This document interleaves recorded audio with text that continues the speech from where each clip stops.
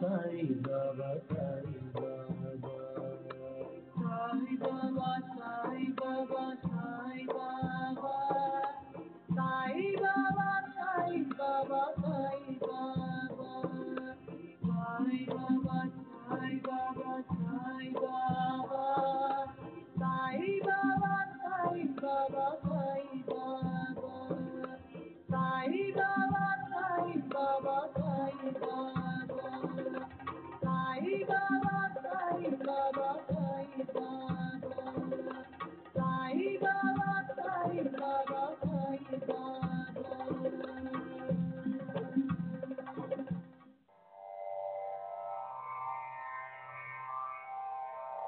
श्री सच्चिदानंद सद्गुरु साईनाथ महाराज की जय। सद्गुरु श्री साईनाथुनि शरद बाबू जी की जय।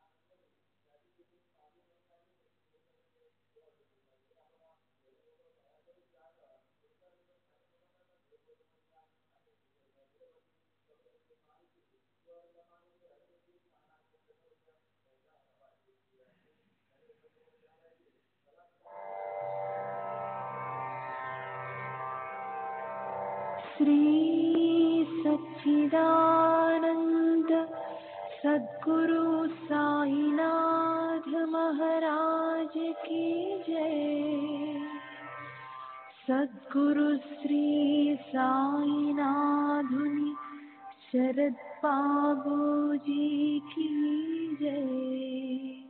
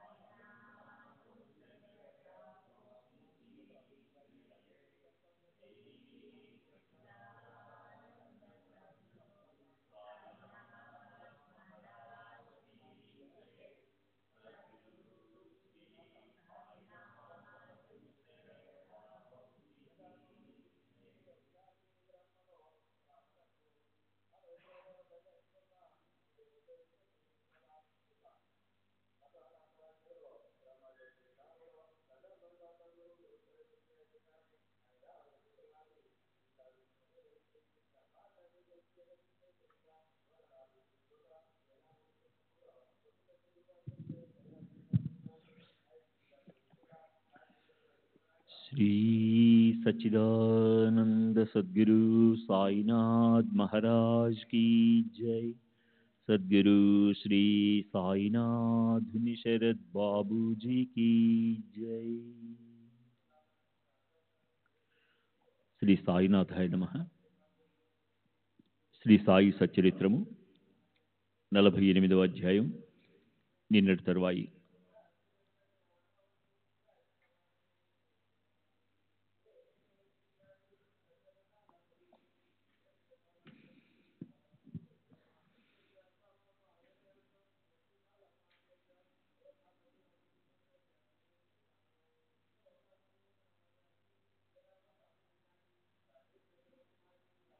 బాబా యొక్క పాద ప్రక్షాళనం కాగానే ఆమె వారి వద్దకు వెళ్ళి వారికి పాదాభివందనం చేసి వారిని చూస్తూ కూర్చుంది. ఆమె వినయానికి సాయినాథునికి సంతోషం కలిగింది. ఆ స్త్రీ బాధను నివారించే కథను మెల్లగా ప్రారంభించారు. అప్పుడు ఎప్పటి వలనే బాబా తమ బాధను అక్కడ ఉన్న మూడో వ్యక్తితో ప్రేమగా చెప్పసాగారు. వాస్తవానికి అది ఆమె కథ, ఆమెకు చెప్పవలసిన కథ. ఆమె సమక్షంలో బాబా ఎవరో మూడో వ్యక్తికి చెప్పగా ఆమె అత్యంత శ్రద్ధగా విన్నది. చాలా రోజులుగా నా చేతులు, కడుపు, నడుము నొప్పి పెడుతున్నాయి. మందులు వాడి విసిగెత్తిపోయాను, కానీ బాధ తొలగడం లేదు. ఔషధాలు తిని తిని విసిగిపోయాను, కానీ ఏం గుణం కనిపించలేదు. కానీ ఇప్పుడు అకస్మాత్తుగా తగ్గిపోయాయని ఆశ్చర్యంగా ఉంది అని బాబా ఆమె పేరు చెప్పకుండా ఆమెకు సంబంధించిన కథనంతా ఏగరు పెట్టారు. 1-2 నెలలకు బాబా తమవిగా వర్ణించిన ఆమె బాధలు తొలగిపోయాయి. వారి వచనం అనుభవపూర్వకంగా అర్థమైంది. భార్య కోరిక తీరిపోయాక సపటేకర్ బాబా దర్శనానికి వచ్చాడు. బాబా మునుపటి వలనే మరలా చల్హట్ అని అతనిని సంబోధించారు. నా పొరపాటు ఏంటో నాకు అర్థం కావడం లేదు. మరి బాబా నన్ను ఎందుకులా తిరస్కరిస్తున్నారు? నేను నమస్కరించినప్పుడల్లా వారి జవాబు ఒకటే, నా పూర్వార్జితం ఏమిటి? నాపైనే ఎందుకు కోపం కలుగుతుంది? నేను చూస్తుండగా ఇతరులతో ఎంత ప్రేమగా వ్యవహరిస్తారు. ఉదయం సాయంకాలం బాబా వద్ద అందరూ ఆనందంగా రోజు దీపావళిని అనుభవిస్తుంటే నా నొసట నేనా చల్హట్? నా కర్మ ఏమిటో నా ద్వారా అధర్మాచరణ సంభవించి నేను అనేక పాపాలకు ఆశ్రయమయ్యాను కాబోలు. అందువలనే బాబా అనుగ్రహం లేకపోవటం. నేను మొదట బాబా విషయంలో సంశయించి కుతర్కాలు చేశాను. అందుకే బాబాయే నన్ను ఈ విధంగా తమ వద్దకు లాక్కుంటున్నట్లు అనిపిస్తూ ఉంది అని తలచి బాబా అనుగ్రహం కలిగే వరకు షిరిడిలోనే బాబా వద్ద స్థిరమైన మనసుతో ఉండాలని నిర్ధారణ చేసుకున్నాడు. తాపత్రయాలతో తప్పించిపోయి సాయి దర్శనానికి ఆరాటపడుతూ వెళ్ళి మనసుకు శాంతి లభించకుండా నిరాశతో తిరిగి వెళ్ళిపోయేవారు ఎవరుంటారు? సపట్నేకర్ ఆ రోజు చాలా బాధపడ్డాడు. అతనికి అన్నపానీయాలు రుచించలేదు, ఎక్కడికి కదల బుద్ధి కాలేదు. నిద్ర లేకుండా ప్రక్క మీద పడి ఉన్నాడు. బాబా వద్ద ఎవరూ లేకుండా వారు ఒక్కరే ఆసనంపై ఉన్న అవకాశం ఉపయోగించుకుని వారి చరణాలను పట్టుకోవాలి అని సపట్నేకర్ నిశ్చయించుకున్నాడు. దాని ఫలితంగా గద్గద హృదయంతో బాబా చరణాలను పట్టుకున్నాడు. బాబా పాదాలపై తలను ఉంచగా బాబా తమ చేతిని అతని తలపై ఉంచారు. అతడు బాబా పాదాలు పడుతుండగా గొర్రెల కాపరైన ఒక స్త్రీ వచ్చింది. ఆమె అక్కడికి రాగానే బాబా నడుము మర్దన చేస్తూ కూర్చుంది. బాబా రోజు మాట్లాడే విధంగా ఆమెతో ముచ్చటించసాగారు. ఆ చమత్కార వృత్తాంతాన్ని సపట్నేకర్ శ్రద్ధగా విన్నాడు. అది అక్షరం అక్షరం మొత్తం అతని విషయమే. ఆ స్త్రీ ఇవ్వు కొడుతూ వింటూ ఉన్న సపట్నేకర్ తన విషయాన్నే వింటూ కూర్చున్నాడు. దాంతో అతడు ఆశ్చర్యచకితుడయ్యాడు. ఆ విషయం ఒక వర్తకుని సంబంధించింది అయినా అది వాస్తవానికి తన విషయం. అందులో చనిపోయిన అతని కుమారుని మరణాన్ని గురించిన వార్త అత్యంత పరిచితులు, ఆప్తులు పుట్టింది మొదలు చనిపోయే వరకు మొత్తం కథను చెప్పిన విధంగా చెప్పసాగారు. బాబా ఆ స్త్రీతో ఆమెకు అసలు ఏమీ సంబంధం లేని ఒక తండ్రి కొడుకు గురించిన కథను చెప్పసాగారు. విషయమంతా ఆ ఇద్దరిదే. సాయి నోటి నుండి తమ సొంత కథను విన్న సపట్నేకర్కు పరమ ఆశ్చర్యం కలిగింది. సాయి చరణాలయందు అతని పూజ్యభావం స్థిరపడింది. బాబాకు ఇదంతా కడతలా మలకంలా ఎలా తెలిసింది అని అతనికి చాలా విచిత్రంగా అనిపించింది. సాయి స్వయం పరబ్రహ్మ స్వరూపం. విశ్వమంతా వారి కుటుంబం. అంతేకాదు, విశ్వమంతా వారి స్వరూపమే. అదే వారి గుర్తు. అంతటా వ్యాపించి ఉన్న ఏకాత్మత సాయి యొక్క అవతారం. జగత్తంతా వారు విస్తరించి ఉండగా వారికి తన పరభేదం ఎందుకుంటుంది? పరమపురుషుల్లో ఐక్యమైన వారికి ద్వైతం ఎలా ఉంటుంది? ఆకాశానికి ఏ లేపనం అంటుకున్నట్లుగా ద్రష్ట, దర్శనం, దృశ్యంగా కనిపించే త్రిపుటి వారికి లేదు. బాబా నిజంగా గొప్ప అంతర్జ్ఞాని అని సపట్నేకర్ మనసులో తలచినప్పుడు అతనితో బాబా ఏం అన్నారో సజ్జనులైన శ్రోతలు ఆలకించండి. బాబా సపట్నేకర్ని చేతితో చూపిస్తూ ఆశ్చర్యంగా, నేను ఇతని పుత్రుని చంపానని నాపై నేరాన్ని ఆరోపిస్తున్నాడు. నేను లోకుల బిడ్డలను చంపుతానా? ఇతడు మసీదుకి వచ్చి ఎందుకు ఏడుస్తున్నాడు? సరే, ఇప్పుడు అతని పుత్రుని మరలా తీసుకుని వస్తాను. చనిపోయిన పుత్రుణ్ణి రామదాసు మరలా ఆ తల్లికి ఇచ్చినట్లుగా ఇతని పుత్రుణ్ణి మరలా ఇతని భార్య గర్భంలోకి తీసుకుని వస్తాను. ఆ మాట విని సపట్నేకర్ బాబా వైపు చూస్తూ కూర్చున్నాడు. బాబా అతని శిరస్సు పైన తమ అభయ హస్తాల నుంచి అతనికి ధైర్యాన్ని ఇచ్చారు. ఈ పాదాలు చాలా పురాతనమైనవి. నీ చింత ఇక తొలగిపోతుంది. నా యందు పూర్తి విశ్వాసాన్ని నుంచు, నీవు త్వరలో కృతార్థుడవుతావు అని చెప్పారు. సపట్నేకర్ బాబా పాదాలను పట్టుతుండగా వారి మధుర వచనాలను విని కళ్ళు చెమర్చగా పాదాభివందనం చేశాడు. అతనికి అష్టభావాలు ఉప్పొంగాయి. కళ్ళ నుండి కారిన ఆనందాశ్రులతో బాబా పాదాలను ప్రేమగా ప్రక్షాళన చేశాడు. బాబా మరలా అతని శిరస్సుపై తమ చేతిని ఉంచి సుఖంగా కూర్చో అని చెప్పారు. అప్పుడు సపట్నేకర్ సంతోషంగా బసకు వెళ్ళాడు. శ్రీ సచ్చిదానంద సద్గురు సాయినాథ్ మహారాజ్ की जय. सद्गुरु श्री साईनाथ निशरद बाबू जी की जय.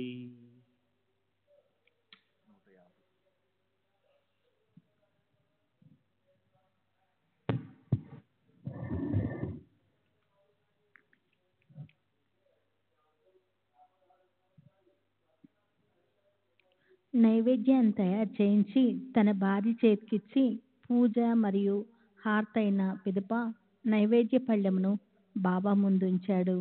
పళ్ళెం చుట్టూ నీటిని సంప్లోక్షించి విధిగా కళ్ళకద్దుకొని ప్రాణపాన వ్యానాది పంచ ప్రాణాలకు అర్పించి తర్వాత నైవేద్యాన్ని బాబాకు సమర్పించాడు.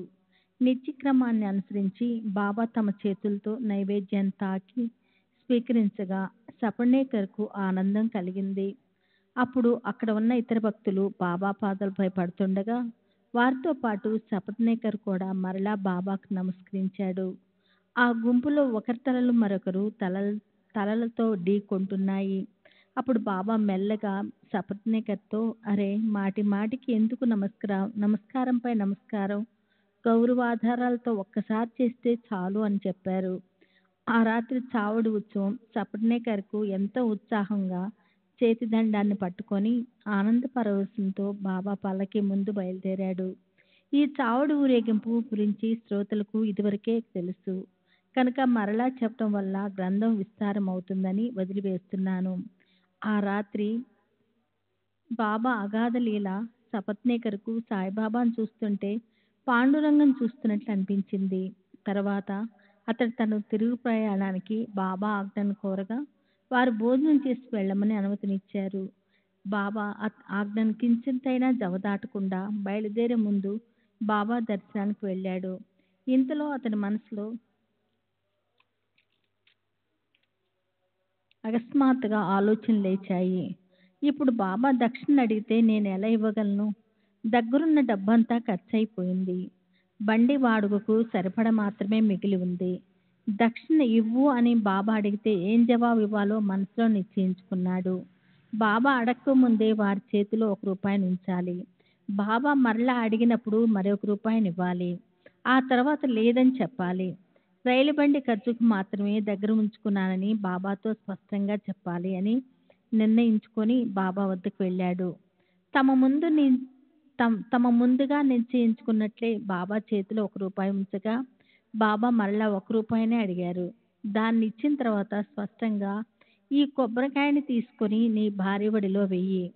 నీ మనసులోని బాధను వదిలి సుఖంగా వెళ్ళు అని చెప్పారు. తర్వాత 12 నెలలు గడిచాక సపత్నేకర్ పుత్రుడు కలిగాడు. 8 నెలల బిడ్డను తీసుకొని ఆ దంపతులు మరలా దర్శనానికి వచ్చారు. పుత్రిని బాబా చరణాల వద్ద ఉంచారు.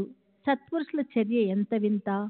ఆ ఇద్దరు చేతులు జోడించి ఏం మనవి చేశారో వినండి. సాయినాథ, ఈ ఉపకారానికి ఎలా రుణం తీర్చుకోవాలో మాకు అర్థం కావటం లేదు.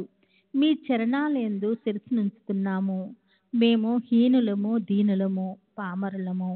ఈ అనాథల పైన మీ కృప చూపండి. ఇక నుండి మీ చరణాల వద్ద మాకు నిరంతరము ఆశ్రయం కలిగేయండి. జాగ్రత్తావస్థలోను స్వప్నావస్థలోను అహర్నిశలు విశ్రామం లేకుండా అనేక రకాల ఆలోచనలు లేస్తుంటాయి. అయినా మేము మీ ఆరాధనలో ఉండేలాగా అనుగ్రహించండి. మురళీధరన్ అబ్బాయి తర్వాత భాస్కరు, దినకరను మరో 2 బాలురు కలగగా సపత్నేకరు సంతృష్టుడయ్యాడు.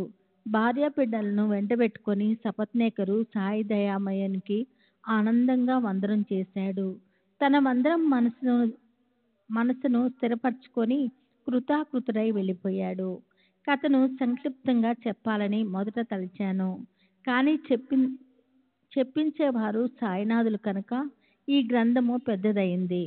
హేమాడ్ సాయినాథునికి శరణజొచ్చి తర్వాత కథానుసంధానము మరియు తాత్పర్యము శ్రోతలకు తెలియజేస్తాడు. ఆ కథ ఇంతకంటే అది మధురమైనది. చమత్కారాల యందు ప్రీతి గల ఒక భక్తుని కోరికను బాబా అమోఘంగా తీర్చారు. సాయిబాబా సుగుణాలను ప్రజలను వర్ణిస్తుంటే దోషాలనే చూచేవారు వారిలో అవగుణాలను చూస్తారు. స్వార్థంలో కానీ పరమార్థంలో కానీ ఏ శ్రద్ధ లేక దోషాలను మాత్రమే చూడటం వారి ఉద్దేశము. సాయిబాబా సత్పురుషులైతే వారు తమ మహిమ యొక్క అనుభవాన్ని కలిగించాలి. నాకు ఏ అనుభవము కలగకపోతే నేను వారిని అసలు నమ్మను అని కేవలం బాబాను పరీక్షించాలనే ఉద్దేశంతో వెళ్ళిన వారి కోరిక కూడా తీరింది. ఇదే కథను శ్రోతలు తర్వాత అధ్యాయంలో శ్రవణం చేయండి. స్వస్థ శ్రీ సంత సజ్జన ప్రేరితము భక్త హేమాడ్ పంతో విరచితము అయిన శ్రీ సాయి సమర్థ సచరిత్రంలో శాశాంక భక్తానుగ్రహకరణమను 48వ అధ్యాయం సంపూర్ణము. శ్రీ సద్గురు సాయినాథార్పణమస్తు. శుభం భవతు. శ్రీ సాయి సచ్చరిత్ర 49వ అధ్యాయము. శ్రీ గణేశాయ నమః. శ్రీ సరస్వతాయ నమః. శ్రీ గురుభ్యో నమః. శ్రీ కులదేవతాయ నమః. శ్రీ సీతారామచంద్రోభ్యాయ నమః. శ్రీ సద్గురు సాయినాథాయ నమః. సద్గురు స్తవనాన్ని సాంగోపాంగంగా చేయలేక వేదాలు పురాణాలు అలసిపోయాయి. అటువంటప్పుడు నేను ఏమీ తెలియని అజ్ఞానిని కనుక ఊరక ఉండటం ఉత్తమం. వాస్తవానికి మౌనం వహించటమే నిజమైన స్థావనం. కానీ సాయి యొక్క ఒక్కో సుగుణము మౌనాన్ని మరపించేస్తుంది. అగాధమైన సాయి లీల ధన్యము. దాన్ని చూచి నేను ఊరుకొండలేను. పక్వానాలు రుచి జిహ్వకు తగలగానే మనసుకు శ్రోతలు గుర్తుకు వచ్చారు. వారిని కూడా నా పంక్తిలో చేర్చుకోవటం వల్ల మాధుర్యం రుచి మరింతగా ద్విగుణీకృతం అవుతుంది అని అనిపించింది. అందువల్లనే ఈ భోజనం చక్కగా తయారైంది. భక్ష్యాలు బాగా రుచిగా ఉన్నప్పటికీ సజ్జనులు స్నేహితులు పంక్తిలో లేకుండా ఒంటరిగా ఉంటే వాని మాధుర్యం చెప్పబడిపోతుంది. సాయి సకల అప్తకాముడు, సాయి సకల సంతలాముడు, సాయి భక్తులకు విశ్రాంతి ధామము. వారు దుర్భరమైన భవచక్ర భ్రమణాన్ని నివారించేవారు. భాషకు అందని వారి లీలలను నా వాక్కుతో వర్ణించలేను. తర్కబుద్ధికి అందని వారి అతర్క కళ నాకు ఎలా అర్థమవుతుంది? కళ్యాణానికి కళ్యాణప్రదమైన సాయి ఈ గ్రంథాన్ని పూర్తి చేయటానికి కృపతో తమ కథలను గుర్తు చేస్తారు. అగాధమైన వారి మహిమలను వర్ణించను ఎవరు సమర్థులు? పరావాక్యే వెనుకకు తిరిగిపోయినప్పుడు ఇక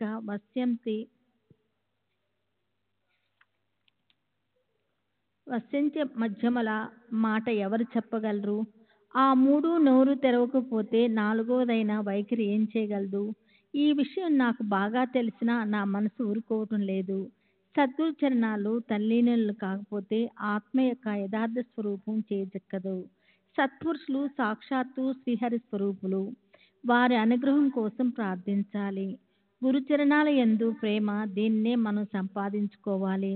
సత్పురుషుల యొక్క సాంగత్యంలోని మాధుర్యము మరియు ప్రేమ మనకు లభ్యమవుగాక. శరీరాభిమానం పూర్తిగా ఉన్న వారికి భక్తులు అన్న పేరు తగదు. సంపూర్ణ నిరాభిమానంలోనే నిజమైన భక్తి ఉంటుంది. జ్ఞానిని అన్న గర్వము, శ్రేష్ఠుణ్ణి అన్న అభిమానంతో కేవలం దంభానికి నిలయమైన వారికి ఎక్కడ ప్రతిష్ట? తమ గురువు యొక్క కీర్తిని భక్తితో గానం చేయని వారు అభాగ్యులు. చెవుడు లేకున్నా విననివారు మూర్తిభవించిన మందమతులు. తీర్థవ్రతాలు, యజ్ఞాలు, దానాల కంటే తపస్సు చేయటం శ్రేష్టము. తపస్సు కంటే అధికం హరిభజన. తమ గురువుని ధ్యానించటం అన్నిటికంటే శ్రేష్టము. సాయి భక్తులకు సాయే ధ్యానధారణాలు. సాయే వారి దేవతార్చనలు. సాయే వారి గుప్త నిధి. ఆ నిధిని కృపాణత్వము లేకుండా రక్షించుకోవాలి. నాకు ఒకప్పుడు బద్ధకం కలగవచ్చు, కానీ అంతర్యామి అయిన సాయికి అలసట్లేదు. నేను కథలను మర్చిపోతే వారు నాకు సమయానికి సరిగ్గా గుర్తు చేస్తారు. ప్రశాంతంగా ఒక్క క్షణం కూర్చుందామనుకుంటాను, కానీ నా కోరిక సాగదు. అకస్మాత్తుగా బాబా కథను స్మరింపజేస్తే నేను వెంటనే కలం చేతికి అందుకోవాల్సిందే. ఇటువంటి అమోఘమైన కథలను భక్తులకు వినిపించడానికి మరియు నా శ్రేయస్సు కోసం ఈ సచ్చరిత్ర రచన నాకు ప్రేరేపించారు. శ్రీ సచ్చిదానంద సద్గురు సాయినాథ్ మహారాజ్ కీ జై. శరత్ బాబూజీకి జై. సత్పురుషులు తమ కథను తామే రచిస్తారు. వారి స్ఫూర్తి లేకపోతే రచన రసవత్తరంగా కాక అంతా చప్పగా ఉంటుంది. అలా సాయి దయామయులు నా మనసులో ప్రవేశించి తమ గ్రంథాన్ని రచింపచేసి నా మనోభిష్టాన్ని తీర్చారు.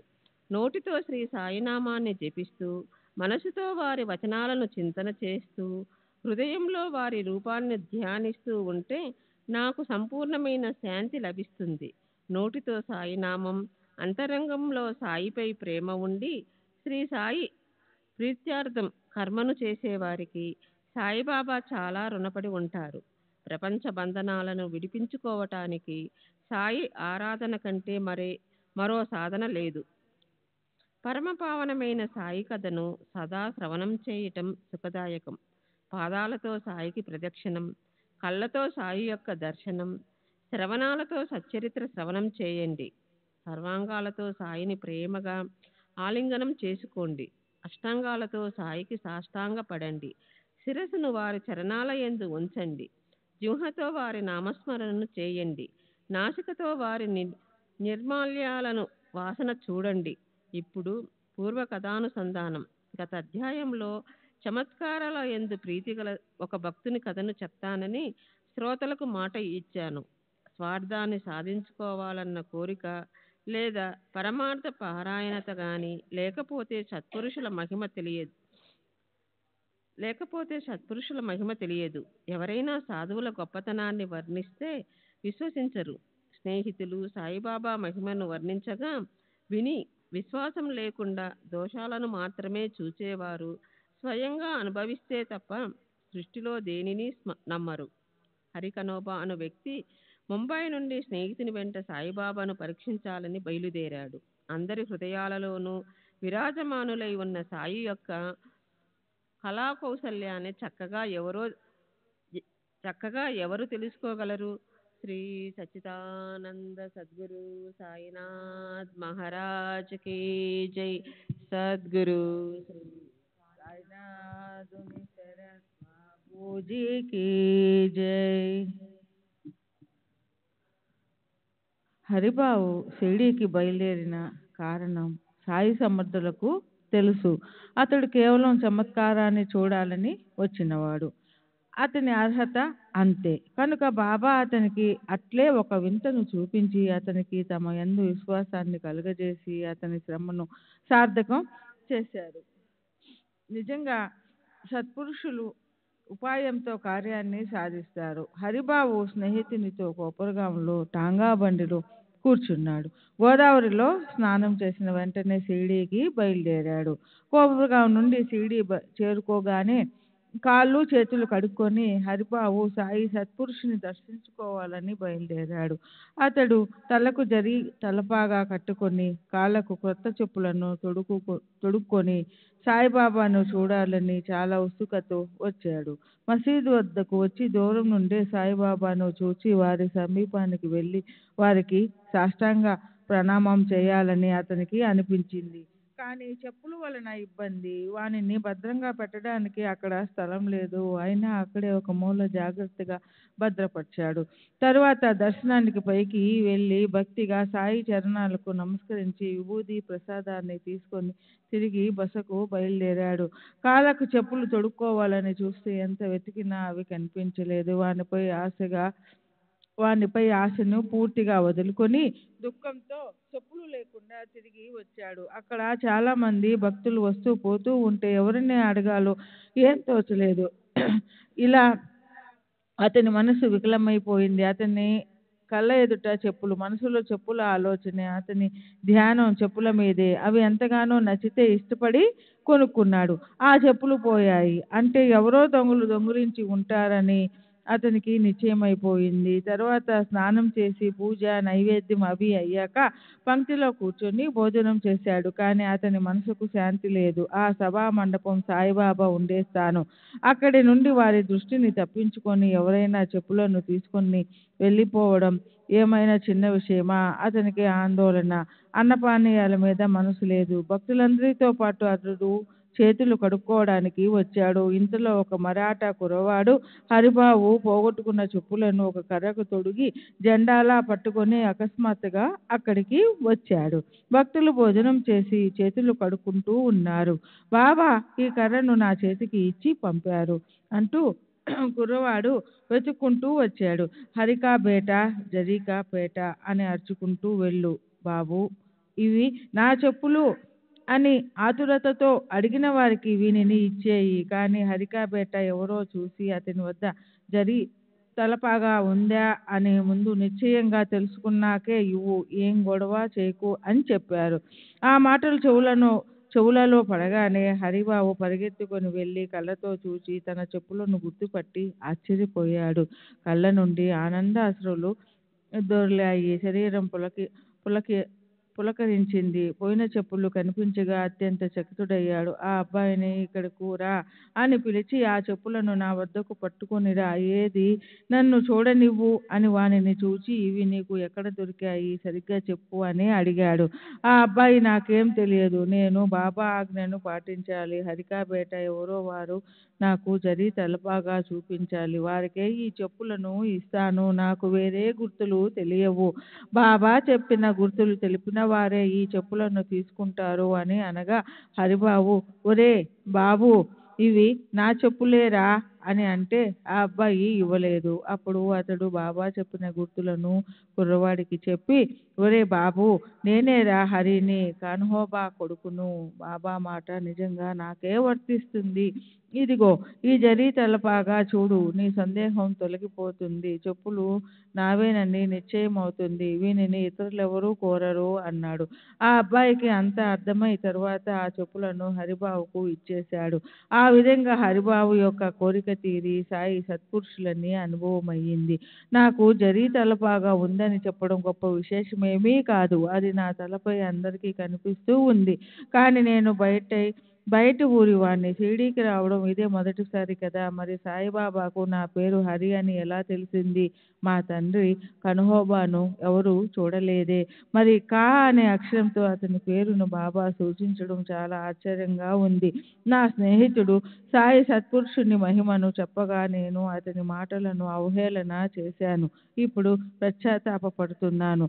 ఇప్పుడు అనుభవమయ్యాక సాయిబాబా ప్రభావం తెలిసింది. నా సంశయాలు తొలగిపోయినాయి. శ్రీ సాయి మహాత్ములు మనసులో ఎలాంటి భావం ఉంటే అనుభవం కూడా అట్లే అవుతుంది. హరిబాబుకు అట్లే అయ్యింది. సత్పురుషుని పరీక్షించాలనే తప్ప పరమార్థం సంపాదించుకోవాలన్న కోరిక అతనికి లేదు. సాయి సమర్థులు మహాత్ములని స్నేహితులు బంధువులు తమ అనుభవాలను చెప్పగా ఆ విశేషాలను తాను స్వయంగా చూడాలని అనుకోవడం అతడు షిరిడీకి రావడానికి కారణం. సత్పురుషుల చరణాలలో ప్రాణాలు అర్పించుదాం, దానివల్ల భగవంతుని ఆచూకీ తెలుస్తుంది అని అతని మనసులో కించిత్తైనా కోరిక లేదు. సత్పురుషుని సన్నిధికి వెళ్ళి చమత్కారాన్ని చూడాలని కోరుకున్నాడు. పోయిన క్రొత్త చెప్పుల జత తిరిగి ఇంటికి చేరింది. లేకపోతే అల్ప వస్తువైన ఒక చెప్పుల జత పోయినంత మాత్రాన గొప్పగా ఏం కోల్పోయినట్లు? దాని కోసం మనసులోని కలవరం అవి లభించే వరకు తగ్గలేదు. సత్పురుషుల అనుగ్రహాన్ని పొందడానికి 2 మార్గాలు. ఒకటి భక్తి, రెండవది జ్ఞానం. జ్ఞాన మార్గం చాలా కఠినమైనది, శ్రమతో కూడినది. భక్తి యొక్క సాధన సులువైనది. ఇటువంటి సులభ సాధనమైన భక్తిని అందరూ ఎందుకు అవలంబించరు అంటే మహా భాగ్యముంటేనే భక్తి ప్రాప్తిస్తుంది. కోటి జన్మల పుణ్యం ఉంటేనే సాధువులతో కలయిక, సత్పురుషులతో సమగమ సుఖం లభిస్తుంది. దానితోనే భక్తి వికసిస్తుంది. మనమందరం ప్రవృత్తి తత్పరులం, అంటే ప్రపంచ విషయాలలోనే ఆసక్తి కలవారం, నివృత్తిని ఎరుగం. ఇటువంటి మనోవృత్తి ఉంటే దానిని భక్తి అని ఎలా అనగలం? మన భక్తి ఎలా ఎలా అభివృద్ధి చెందుతూ ఉంటే మన ప్రాప్తి కూడా అలా అలా అధికమవుతుంది. ఇది ఎప్పటికైనా నిశ్చయంగా జరిగి తీరుతుంది. ఇందులో ఏమాత్రం సందేహం లేదు. మనం అహర్నిశలు విషయ భోగాల కొరకే సాయి వద్ద గుమికూడాం కనుక మనకు లభించేవి కూడా మరి అవే. పరమార్థాన్ని కోరుకునే వారికి పరమార్థం లభిస్తుంది. ఇప్పుడు సోమదేవ స్వామి అనే పేరు గల మరొక వ్యక్తి గురించి. ఇతడు సాయిబాబాను ప్రత్యక్షంగా పరీక్షించాలని షిరిడీ వెళ్ళాడు. క్రీస్తు శకం 1906వ సంవత్సరంలో ఇతడు ఉత్తర కాశీలో ధర్మశాలలో ఉండగా బాయి అనే గృహస్థుని కలిశాడు. ఈ బాయి ప్రసిద్ధి చెందిన క్రీస్తు శేషులు కాకాసాహెబ్ దీక్షిత్ యొక్క సోదరుడు. అతడు బదరీ కేదార్ యాత్ర చేస్తూ ఉండగా మార్గంలో ఆ స్వామిని కలిశాడు. బదరీ కేదార్ల మార్గాన్ని వదిలి బాయి క్రిందకి దిగాడు. దారిలో అక్కడక్కడ విశ్రాంతి కోసం ఏర్పాటు చేసిన స్థలంలో బస చేసిన ప్రయాణికులు కనిపించారు. ఈ స్వామి వారిలో ఒకరు. ఇతడే తరువాత హరిద్వార స్వామి అని ప్రసిద్ధుడయ్యాడు. ఇతడు బాబా ప్రభావానికి లోనయ్యాడు. అతనిదే ఈ కథ. శ్రీ సచ్చిదానంద సద్గురు సాయినాథ్ మహారాజ్ की जय। सद्गुरु श्री साईनाथुनि शरद बाबू जी की जय। श्री सच्चिदानंद सद्गुरु साईनाथ महाराज की जय। सद्गुरु श्री साईनाथुनि शरद बाबूजी की जय। అతనిదే ఈ కథ. ఇది బోధ ప్రధానమై బాబా స్వరూపాన్ని విశదపరిచి శ్రోతలకు ఆనందాన్ని కలిగిస్తుంది. బాయి ఉదయం కాలకృత్యాలు తీర్చుకోవడానికి వెళ్ళగా దారిలో స్వామీజీ కలిశాడు. వారు అలా సహజంగా ముచ్చటించుకుంటుండగా వారికి ఒకరియందు ఒకరికి అభిమానం కలిగింది. గంగోత్రికి క్రింద బాహాన స్వామి ఉత్తర కాశీలో ఉండగా డెహ్రాడూన్ నుండి 70 కోసుల దూరంలో అక్కడ వీరు ఇద్దరికి పరిచయం కలిగింది. ఉదయాన స్వామి చెంబు పుచ్చుకుని ప్రదేశానికి వెళ్ళాడు. బాయీజీ కూడా అదే పని మీద అదే చోటికి వెళ్ళాడు. ఆ ఇద్దరు మొదట ఒకరిని ఒకరు చూసుకున్నారు. తర్వాత దారిలో పరస్పరం కలుసుకున్నారు. ఒకరిని ఒకరు కుశల సమాచారాలను సుఖ సంతోషాలతో ముచ్చటించుకున్నారు. అలా వారు మాట్లాడుకుంటుండగా వారిలో ప్రేమ కలిగింది. వారి వారి నివాస స్థలాలను అడిగి తెలుసుకున్నారు.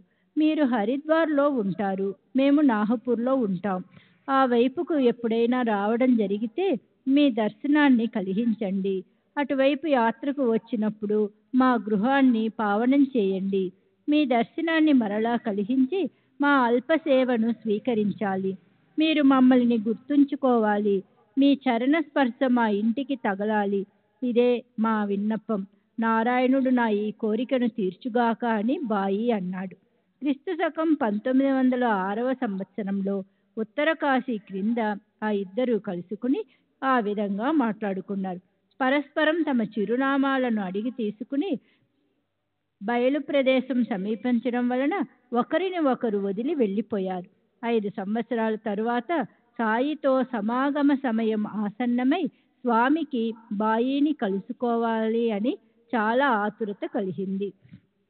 క్రీస్తు శకం 1911వ సంవత్సరంలో స్వామీజీ నాగపూరు వచ్చాడు. అక్కడ శ్రీ సాయినాథుని పవిత్ర చరిత్రను విని ఆనందించారు. షిరిడీలో స్వామికి అన్ని సదుపాయాలు సుఖంగా జరగాలని బాయి సిఫార్సు పత్రం ఇచ్చాడు. అలా అన్ని ఏర్పాట్లను చేసుకుని స్వామి నాగపూర్ను విడిచాడు. మన్మాడులో దిగగానే అక్కడ కోపర్గాంకు బండి సిద్ధంగా ఉంది. అక్కడ నుండి టాంగాలో సాయి దర్శనానికి ఆనందంగా బయలుదేరారు. ఎక్కడికి వెళ్ళినా సాధువుల ప్రవర్తన, వారి నడవడి ఒక్కొక్కరిది ఒక్కో రకంగా ఉంటుంది. అందరి ప్రవర్తన సమానంగా ఎక్కడా ఉండదు. ఒక సాధువు ఆచరణ మరొక సాధువుకు ప్రమాణం కాదు. కనుక సాధువుల అర్హతలను తెలుసుకోవడానికి ఇది సాధన కాదు. సత్పురుషుడి దర్శనానికి వెళ్ళే వారికి వారి గురించిన ఆలోచన ఎందుకు? వారి ప్రవర్తనను పరీక్షించాలి అనుకుంటే తమ శ్రేయస్సును కోల్పోవటమే. స్వామీజీ మనసులో అనేక రకాల తర్కాలు కుతర్కాలు లేచాయి. దూరం నుండి షిరిడీలోని పతాకం కనిపించగా స్వామికి సందేహం కలిగింది. స్వామితో పాటు ఉన్నవారు మసీది పైన కలశం వద్ద పతాకం కనిపించగానే దూరం నుండి భక్తిగా వందనం చేశారు. సాయి దర్శనం త్వరలో కలుగుతుంది అని మనసు ఉబలాట పడుతుంది. కానీ కనిపించిన పతాకం యొక్క అవమానాన్ని సహించలేరు. పతాకం కనిపించగానే ప్రేమ వెల్లుబుకుతుంది. ఇది అందరికీ అనుభవం. ఇది భక్తి ప్రేమలకు లక్షణం. ఇది విలక్షణమైనది కాదు. కానీ పతాకాన్ని దూరం నుండి చూచి స్వామి యొక్క కుత్సిత మనసులో ఆలోచనలపైన ఆలోచనలు లేచాయి. అది విచిత్రమైన మనస్సు. పతాకాలపైన ప్రేమ ఇది సాధువుల లక్షణమా? దేవాలయాలపైన పతాకాలను పెట్టడం సాధువులకు హీనత్వం. సాధువులు ఇలా గౌరవ మర్యాదలను కోరుకోవడం ఇది కేవలం వారి లోకేక్షేపణ. ఇటువంటి సాధు లక్షణాలను మనసుకు నచ్చవు. ఇది సాధువులకు లోపం. సారాంశం: స్వామి తన మనసుకు తోచిన విధంగా సాయి యొక్క యోగ్యతను నిర్ణయించుకున్నాడు. ఇక ఈ సాయి అనుగ్రహం నాకు అవసరం లేదు అని మనసును నిశ్చయించుకున్నాడు. వ్యర్థంగా ఇక్కడి వరకు వచ్చాను అని తలచాడు. అతనికి చాలా అగౌరవం అని అనిపించింది. తక్షణం అక్కడ నుండి తిరిగి వెళ్ళిపోవాలి అని నిర్ణయించుకున్నాడు. సాధువులకు అసలు గౌరవ ఆధారాలు ఎందుకు? పతాకాన్ని చూస్తుంటే వారి దురభిమానం లోకేషణ తప్ప వేరే ఏం కనిపించడం లేదు. పతాకాన్ని కట్టించుకుని తమ గొప్పతనాన్ని చాటుకోవడం ఇది అతని సాధు లక్షణానికి విరుద్ధం.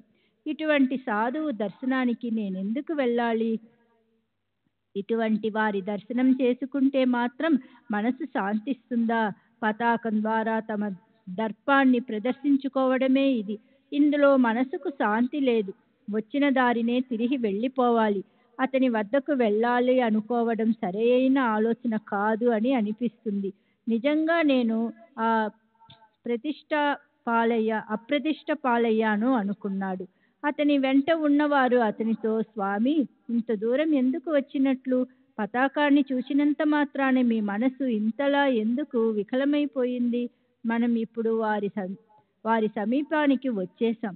అక్కడి రథం, పల్లకి, గుర్రం వగైరా సరంజామానంతా చూస్తే మీ మనసు ఇంకా ఎంత తపన పడుతుందో అని అన్నారు. ఆ మాటలు విని స్వామికి మరింతగా కోపం వచ్చింది. పల్లకి, గుర్రం వగైరాలన్నీ ఇటువంటి గొప్ప సాధువులను నేను ఎంతమందిని చూడలేదు అని అనుకుని, సోమదేవ స్వామి ఇక షిరిడీకి వెళ్ళే మాటే లేదు, నదికి వెళ్ళే దారి పట్టాలి అని అనుకుంటూ స్వామి వెనుకకు బయలుదేరాడు. కానీ అతని వెంట ఉన్నవారు, ఇంతవరకు వచ్చిన మీరు వెనుకకు మరలవద్దు, ఇక్కడి వరకు వచ్చినట్లే ముందుకు సాగండి అని బలవంత పెట్టారు. కుతర్కాలను చేయకండి. మసీది పైన ఎగిరే పతాకాలకు ఆ సాధువుకు ఏమీ సంబంధం లేదు. ఈ సాధువుకు పతాకాలు, ఆదర సత్కారాలు అవసరం లేదు. వారికి లోకేషణ లేదు. ఆర్భాటాలు, అలంకారాలు గ్రామస్తులకు ప్రీతి. ఇది వారి భక్తికి ప్రమాణం. మీరు ఆ పతాకాన్ని చూడకండి. వెళ్ళి వారిని కేవలం దర్శనం చేసుకోండి. అక్కడ క్షణమైనా ఉండకుండా తిరిగి వెళ్ళిపోండి అని చెప్పారు. ఇంతలో షిరిడీ దగ్గరికి వచ్చింది. వారు చెప్పిన మంచి సలహా విని స్వామి అక్కడికి వెళ్ళి మనసులోని ఈ కలవరాన్ని పోగొట్టుకోవాలి. తరువాత పశ్చాత్తాప పడకూడదు అని అనుకున్నాడు. శ్రీ సాయి సమర్థుని దర్శనం చేసుకుని స్వామి కరిగిపోయాడు. ప్రేమతో వారి కళ్ళు నిండిపోయాయి. కంఠం గద్గతమైంది. మనసు ప్రసన్నమైంది. కళ్ళకు ఆనందం కలిగింది. ఎప్పుడెప్పుడు వారి చరణధూళిలో పునీతుణ్ణి అవుతానా అని అనిపించింది.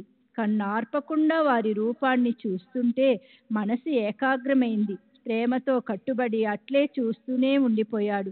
అతని మనసులోని కుతర్కాలు పోయాయి. చిత్తం దర్శన ఆనందంతో కరిగిపోయింది. సాయి సహున రూపం కళ్ళల్లో నిలిచిపోయింది. దాంతో స్వామి తల్లీనుడు అయ్యాడు. సాయి మహాత్ముని కళ్ళతో సందర్శించిన సోమదేవ స్వామికి పరమ ఆహ్లాదం కలిగింది.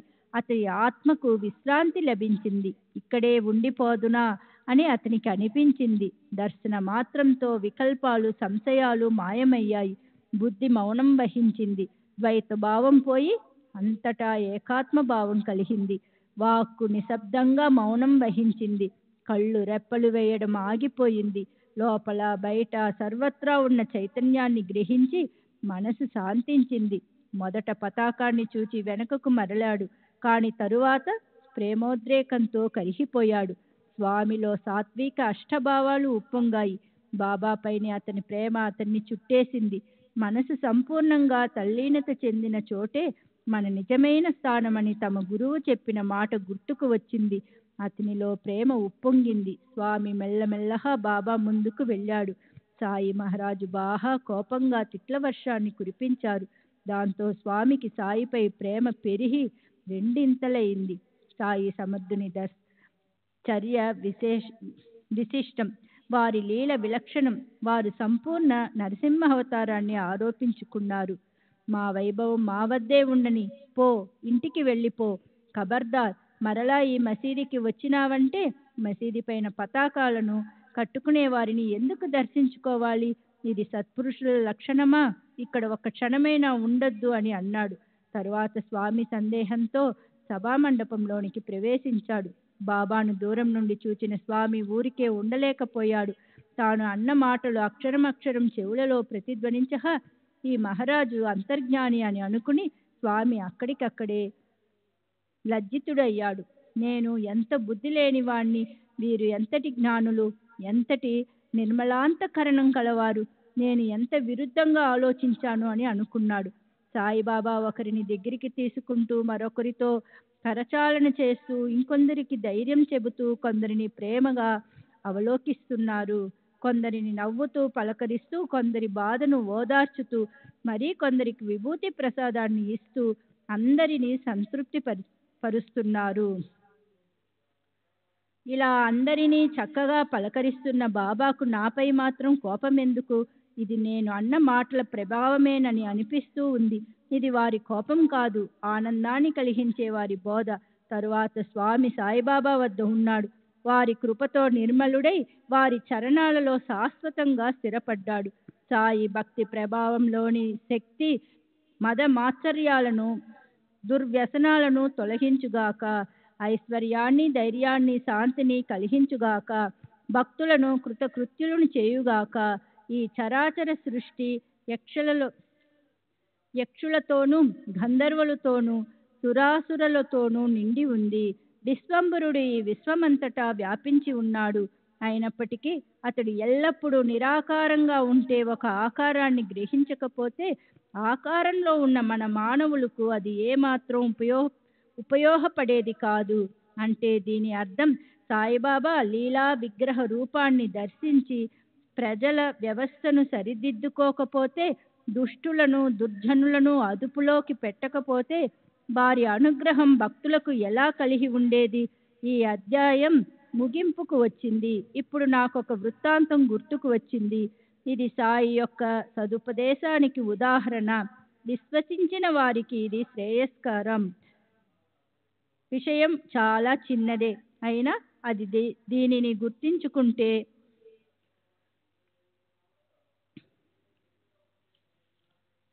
శుభం కలుగుతుంది. అందువలన ఒక్క క్షణం మీ మనసులను నా వైపు మళ్లించండి అని శ్రోతలకు మనవి చేస్తున్నాను. శ్రీ సచ్చిదానంద సద్గురు సాయినాథ్ మహారాజ్ కీ జై. సద్గురు శ్రీ సాయినాథ్ నిసరత్ బాబూజీ కీ జై. ఒకసారి భక్త మహల్సాపతి నానాసాహెబ్తో పాటు మసీదులో కూర్చొని ఉండగా జరిగిన చమత్కారాన్ని వినండి. ఎవరో శ్రీమంతుడైన ఒక గృహస్థుడు వైజాపూర్ నివాసి సాయి సమర్థుని దర్శనాభిలాషతో కుటుంబ సమేతంగా అక్కడికి వచ్చాడు. అతనితో వచ్చిన గోశాల ఉన్న స్త్రీలను చూచి నాన్న తనలో సంకోచించుకున్నాడు. వారికి ఇబ్బందిగా కలగకుండా తాను స్వయం అక్కడి నుండి లేచి వెళ్ళిపోదామని తలచాడు. అందువలన నానా లేవబోతుండగా బాబా అతన్ని వారిస్తూ, వచ్చేవారు పైకి వస్తారు, నీవు నిశ్చింతగా కూర్చో అని చెప్పారు. వారు వారు కూడా దర్శనానికి వచ్చారు. మీరు నిరభ్యంతరంగా రండి అని ఎవరో గృహస్థునికి సూచించారు. వారు వచ్చి సాయికి వందనం చేశారు. వారిలో ఒక స్త్రీ తన మేలి ముసుగును ప్రక్కకు తొలగించి వంగి బాబా పాదాలకు వందనం చేస్తుండగా ఆమె యొక్క అద్భుత సౌందర్యాన్ని చూచి నానాసాహెబు మోహితుడయ్యాడు. అందరి ఎదుట చూడటం అసభ్యం. చూడకుండా మనసు ఆగడం లేదు. మనసును నిగ్రహించుకోలేకపోయాడు. ఏం చేయాలో అతనికి తెలియలేదు. బాబా సమక్షంలో చాలా సిగ్గుపడిపోయాడు. అందువలన ముఖాన్ని పైకి ఎత్తలేకపోయాడు. అతని దృష్టి చంచలమవసాగింది. నానా అటువంటి క్లిష్ట పరిస్థితిలో చిక్కుకొని పోయాడు. నానా యొక్క ఈ అంతరంగ స్థితిని సర్వాంతర్యామి అయిన సాయిబాబా గ్రహించారు. ఇతరులకు అది ఎలా అనుభవమవుతుంది? వారు పదాల అర్థాల కోసం శ్రమిస్తారు. నానా యొక్క చంచలమైన మనోవృత్తిని తెలుసుకొని అతని మనస్సును స్థిరపరచడానికి బాబా ఏం ఉపదేశించారో వినండి. నానా, ఎందుకు మనసులో ఆందోళన పడుతావు? ఇంద్రియాలు వాని పని వాని ధర్మాలను ఆచరిస్తుండగా వాటిని ఎవరూ అడ్డుపెట్టరాదు. కారణం అందులో ఏమి హాని లేదు. బ్రహ్మదేవుడు రచించిన సృష్టిలో అతని కళా కౌశల్యాన్ని మనం గ్రహించకపోతే సృష్టిలో రసికత వ్యర్థమైపోతుంది.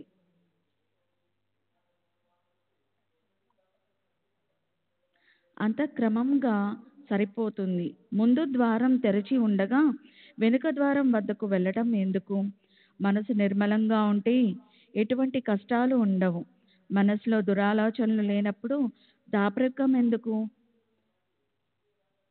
కన్ను చూచి పని చేస్తుంది, ఇక్కడ సంకోచం ఎందుకు అని చెప్పారు. అప్పుడు అక్కడ మాధవరావు కూడా ఉన్నాడు. అతనిది అసలే పరిశోధించే స్వభావం. తన జిజ్ఞాసను తీర్చుకోవటానికి బాబా మాటల యొక్క భావాన్ని నానాని అడిగాడు. నానా మాధవరావుతో, ఇప్పుడు ఊరుకో, బసకు వెళ్ళేటప్పుడు దారిలో బాబా మాటలను అర్థం చెబుతానని చెప్పాడు. క్షేమ కుశల వార్తలన్నీ ముగిశాక సాయి సమర్థునికి పాదాభివందనం చేసి నానా తన బసకు బయలుదేరాడు. అతని వెంట మాధవరావు వెళ్ళాడు. శ్రీ సచ్చిదానంద సద్గురు సాయినాథ్ మహారాజ్ కీ జై. సద్గురు శ్రీ సాయినాథ్ శరత్ బాపూజీ కీ జై.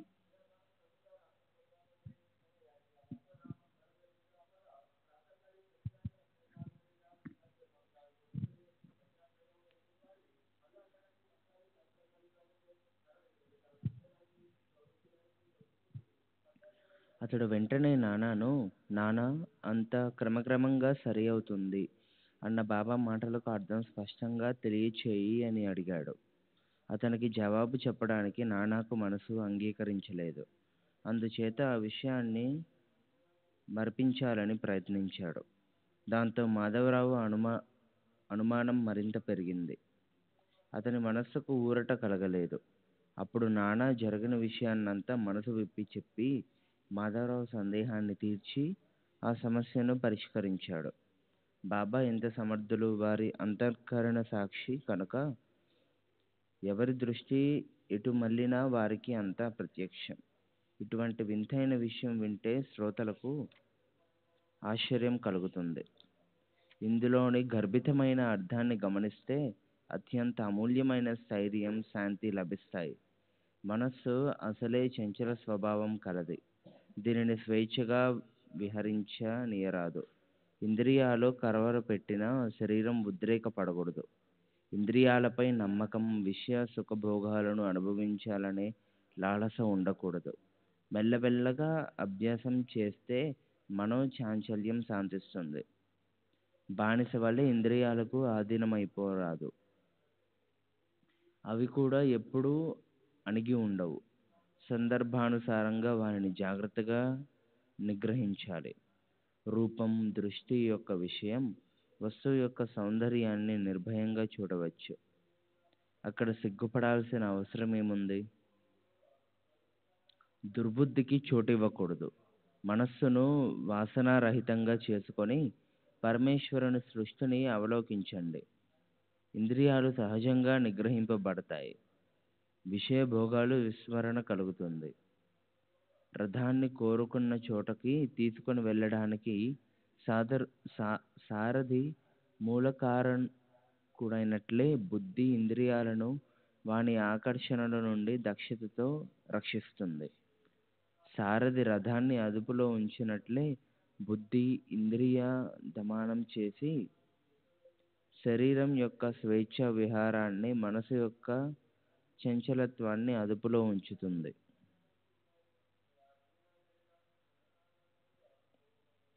శరీరం, ఇంద్రియాలు, మనసుతో కూడుకున్నట్టి జీవుని భృక్తత్వం ముగిసిపోగానే పరమేశ్వర ప్రాప్తి బుద్ధి యొక్క సామర్థ్యం వలననే కళ్ళు మొదలగు ఇంద్రియాలు, గుర్రాలు, రూపసారథి విషయాలు నరకానికి తీసుకొని వెళ్ళే మార్గాలు, విషయ సుఖాభిలాష ఏ కొంచెమైనా ఉన్నా అది పారమార్థిక సుఖాన్ని నాశనం చేస్తుంది.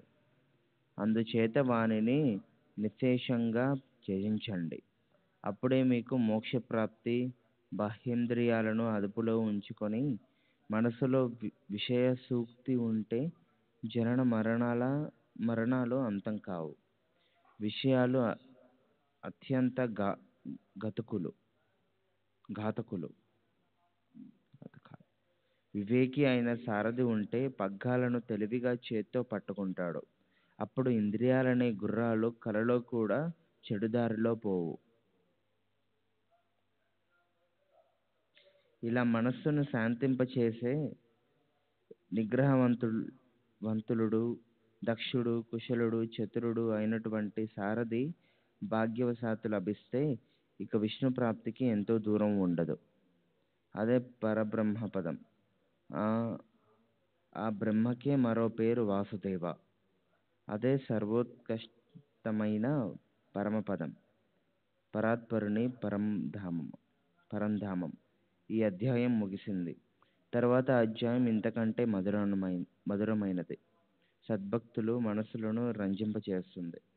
క్రమంగా శ్రవణం చేయండి. జగచ్చాలకుడు, బుద్ధి ప్రేరకుడైన సద్గురు చరణాల యందు హేమాడు కృతజ్ఞత పూర్వకంగా మస్తకాన్ని సమర్పిస్తున్నాడు. స్వస్తి శ్రీ సంత సజ్జన ప్రేరితము భక్త హేమాడ్ పంత్ విరచితము అయిన శ్రీ సాయి సమర్థ సచ్చరిత్రములో సాధు పరీక్ష మనోనిగ్రహమును 49వ అధ్యాయం సంపూర్ణం. శ్రీ సద్గురు సాయినాథార్పణమస్తు. శుభం భవతు. శ్రీ సచ్చిదానంద సద్గురు సాయినాథ్ మహారాజ్ की जय. सद्गुरु श्री साईनाथुनि शरद बाबूजी की जय.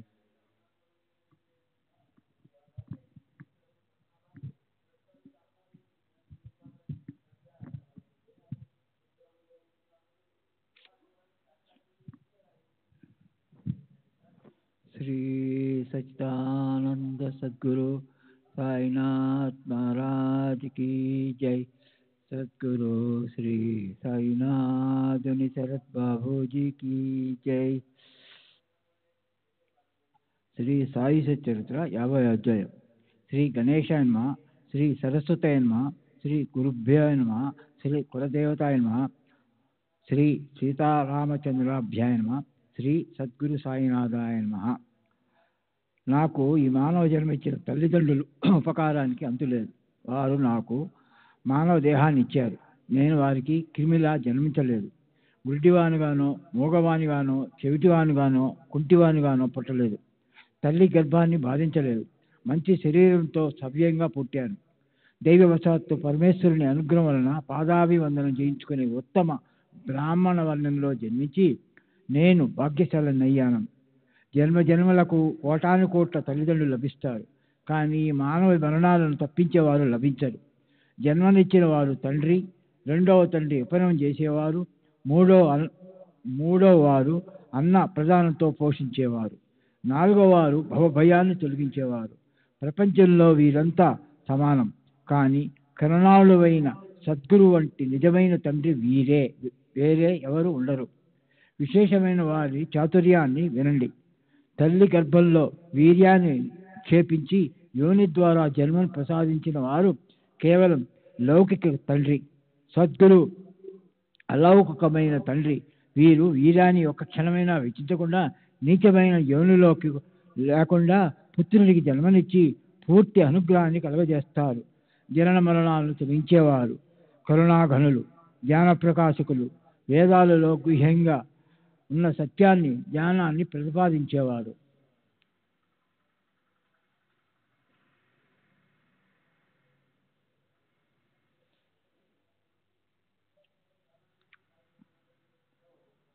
సర్వవ్యాపకులైన గురువర్యులకు నమస్కారం. ప్రపంచంలోని అంధకారాన్ని తొలగించే భాస్కరా, ఆత్మ సాక్షాత్కారాన్ని ప్రసాదించే సత్పురుష శేఖరా, భక్త చిత్త చకోర చంద్ర, కల్ప తురువరా, గురువరా నీకు నమస్కారం. గురు మహారాజు యొక్క మహిమ అగాధం. వారిని వర్ణిస్తే నాకు యొక్క అహంభావం కరిగిపోతుంది. వారి చరణాల యందు శిరస్సు ఉంచి మగవాన్లా ఊరికే ఉండటం మంచిది. పూర్వ జన్మలో అఖండ తపస్సు చేసి ఉండకపోతే తాపత్రయాలను నశింపజేసే సత్పురుషుని దర్శనం ఎవరికీ సంభవం కాదు. తమ శ్రేయస్సు కోసం పరమార్థాన్ని, మోక్షాన్ని సాధించాలని తలిచేవారు సత్పురుషులకు అంకితమైపోతే వారికి ఎటువంటి లోటు ఉండదు. సత్సంగం ధన్యం. దాని మహిమ నేనంతని వర్ణించను. ఇది సద్భక్తులను, వివేకాన్ని, విరక్తిని, పరమశాంతిని కలుగజేస్తుంది. సాయి కేవలం చైతన్యమూర్తి. వారు అవ్యక్త నుండి వ్యక్తంలోకి వచ్చారు. వారి విషయాతీత స్థితిని ఎవరు నిశ్చయంగా వర్ణించగలరు? భావార్థులైన భక్తులకు, ప్రేమికులైన శ్రోతలకు, కరుణామయులైన వారు ప్రేమతో తమ చరితాన్ని తామే స్వయంగా రసవత్తరంగా తెలియజేశారు. ఇది భక్తులకు మందిరం. వారి హస్తం శిరస్సుపై పడగానే అహంభావం తునకలైపోయి సోహాభావం మొదలైన దృశ్య జగత్తంతా ఆనందభరితంగా భాషిస్తుంది. అటువంటి వారి కీర్తిని వర్ణించడానికి పాల్మణి నాకు ఏది శక్తి ఎక్కడిది? కరుణాళువైన వారే భక్తులపైన ప్రేమతో తమ చరితాన్ని తామే ప్రకటన చేసేవారు. ఆ సాయి సమర్థుల చరణాలకు సాష్టాంగ వందనం. సాధు సత్పురుషుల పాదాభివందనం. శ్రోతలకు అభివందనం. అందరికీ ప్రేమాలింగనం. సాయిబాబా సహజంగా మాట్లాడుతూ ముచ్చటలను చెప్పేవారు. వాళ్ళలో నీతి ఉండేది.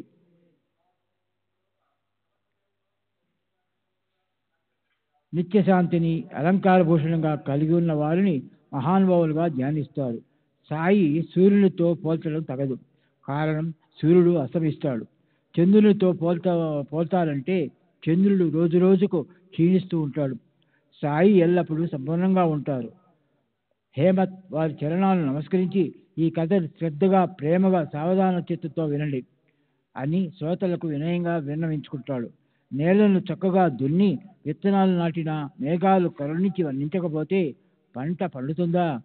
సత్పురుషుల చరితం చెవులలో పడగానే పాతకాలు రచించిపోతాయి. పైగా కథాశ్రవణంలో పుణ్యం అంకురిస్తుంది. అందువల్ల ఈ పండుగ యొక్క లాభాన్ని పొందండి. సౌలౌక్య సామి ప్యాది నాలుగు ముక్తుల యందు ఆసక్తి మనకు అనవసరం. సాయిబాబా యందు నిశ్చలమైన భక్తి కుదిరితే చాలు. అదే మనసుకు పరమప్రాప్తి. మనం అసలు బద్ధులమే కాము. మనకు ముక్తితో ఏ సంబంధం? సత్పురుషుల యందు మనసు భక్తి జాగృతమవుతాయి చాలు. దాని వలనే చిత్తశుద్ధి కలుగుతుంది. నేను నా అన్నభావం నేను అన్న భేద బుద్ధి లేని ఆత్మ యొక్క సహజ స్థితిని మరియు అభేద భక్తిని మనం సాయి వద్ద నుండి కోరుకుందాం. ఇప్పుడు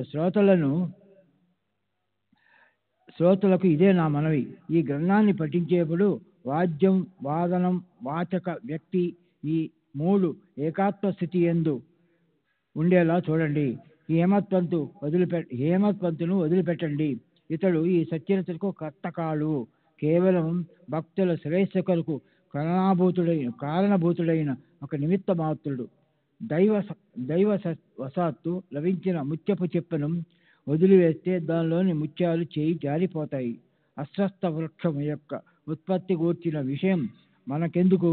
తమ శ్రేయస్సును కోరుకునే వారికి ఉదాసీనత పనికిరాదు. ఈ కథలను తెలియజేసేవారు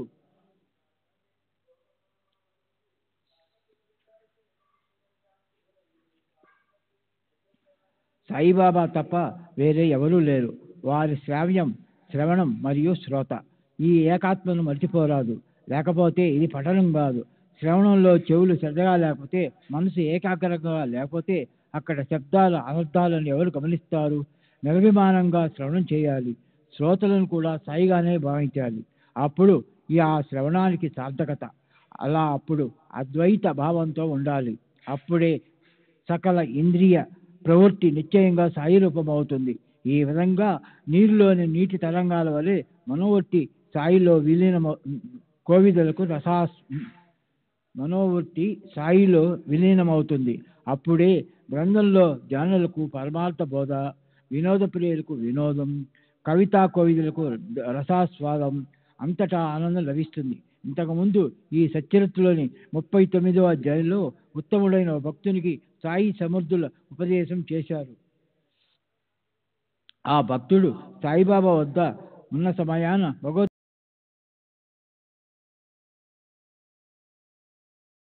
చేస్తూ మరోవైపు మెల్లగా గీత శ్లోకాలను చెప్పుకుంటున్నాడు. శ్రీ సచ్చిదానంద సద్గురు సాయినాథ్ మహారాజ్ కీ జై. సద్గురు శ్రీ సాయినాథ్ శరత్ బాబూజీ కీ జై.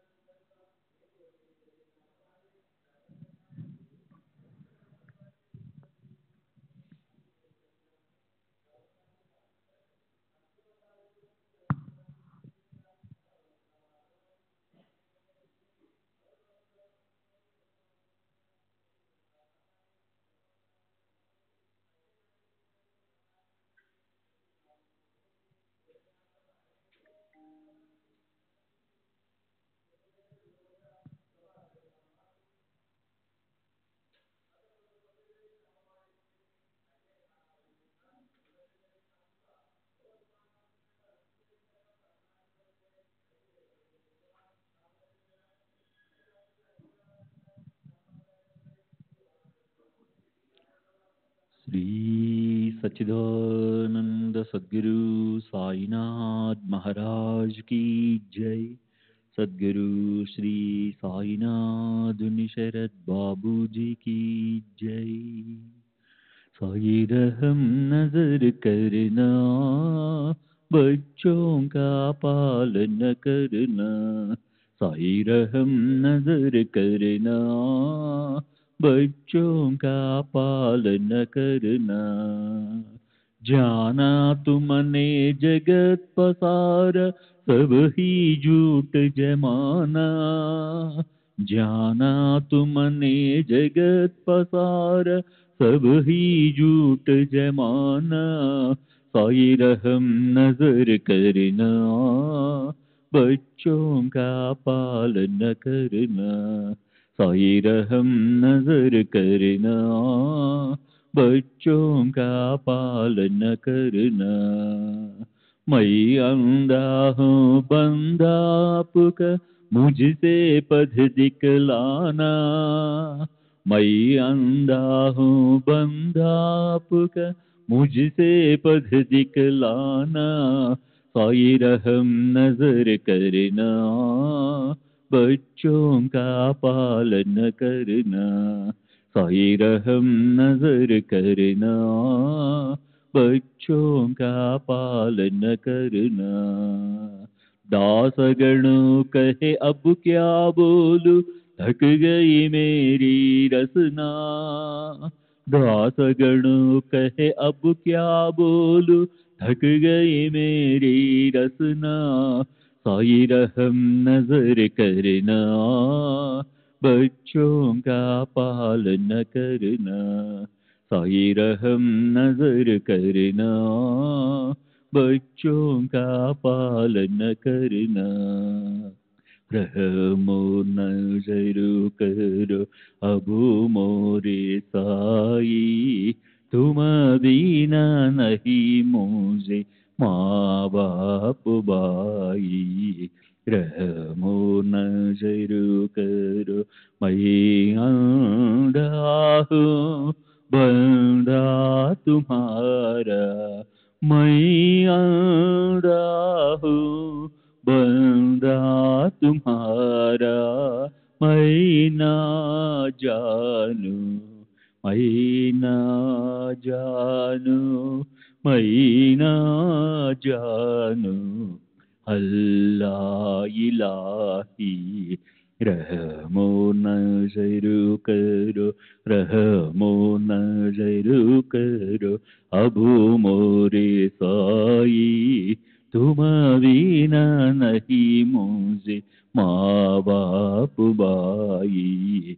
रहमो नजर करो काली जमाना मैंने गमाया।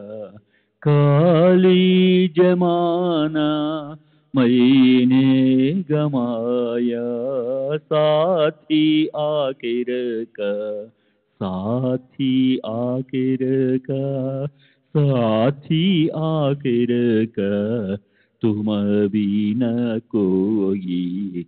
रहमो नजर करो, रहमो नजर करो अब मोरे साई, तुम बिना नहीं मुझे माँ बाप भाई। रहमो नजर करो अपने मस्जिद का झाड़ू गणो है। अपने मस्जिद का झाड़ू गणो है। मालिक हमारे, मालिक हमारे, मालिक हमारे तुम बाबा साई। रहमो नजर करो, रहमो नजर करो अब मोरे साई, तुम बिना नहीं मुझे माँ बाप भाई। रहमो नजर करो। श्री सच्चिदानंद सद्गुरु साईनाथ महाराज की जय। सद्गुरु श्री साईनाथ निशरद बाबू जी की जय।